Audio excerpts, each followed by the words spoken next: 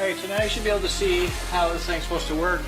This arm here pivots all the way to the end to the foot pedal, but you can push down right here, pushes down on this guy, raises the wheels on this side. Alright, so now that we can easily get the table off the ground by just pushing this foot pedal here, very little pressure to get it off. That's good.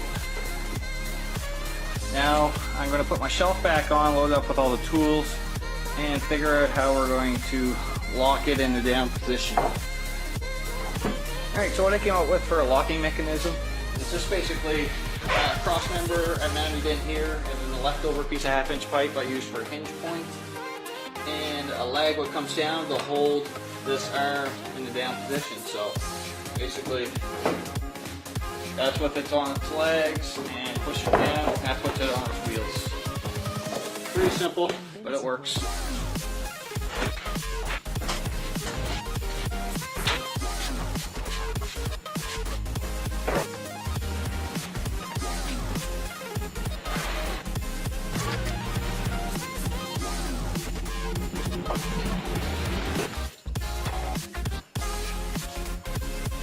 You can really appreciate being able to park in the garage on nights like these.